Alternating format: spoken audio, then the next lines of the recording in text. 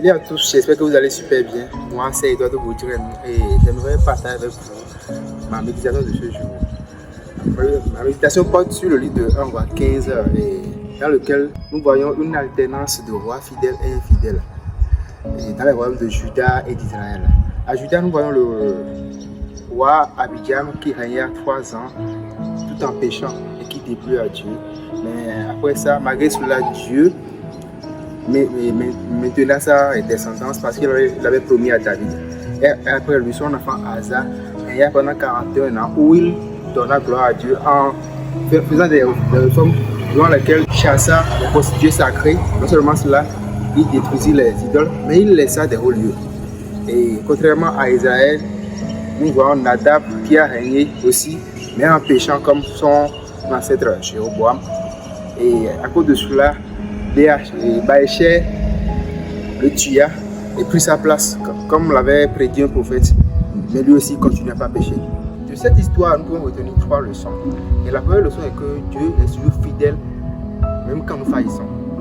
Nous voyons dans l'histoire que malgré que Abijam, qui a régné probablement dans 1 roi 15, a péché, Dieu a encore permis à sa descendance de continuer à régner à Juda, parce qu'il avait promis à David dans 2 Samuel 7.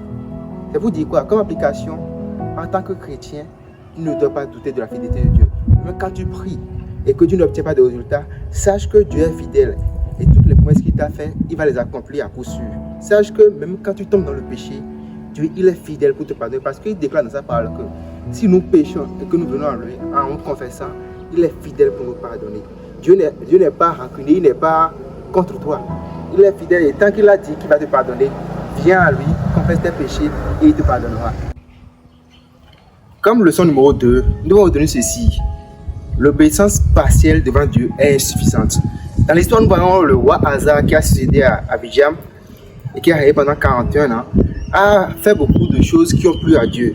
D'abord, il a renversé les idoles, il a chassé les prostituées sacrées, tout ça. Mais il a laissé les hauts lieux. Ça veut dire quoi? Quand nous commençons avec obéissance, nous devons finir aussi avec obéissance. Parce qu'une petite obéissance, dans une obéissance, c'est une désobéissance grossière. Ça veut dire aussi, en tant que chrétien, est-ce que toute ta vie est soumise à Dieu?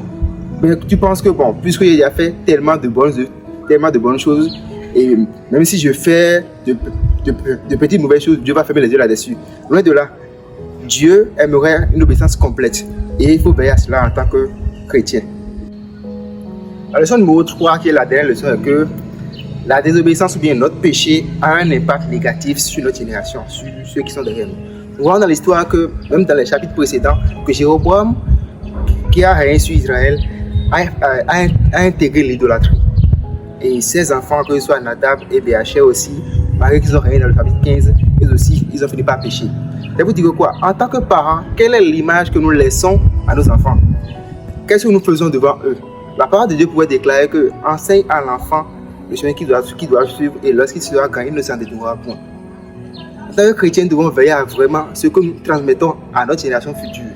Que ce soit les valeurs de l'Éternel, les valeurs du Seigneur, afin qu'ils soient transmis après aussi. Merci beaucoup.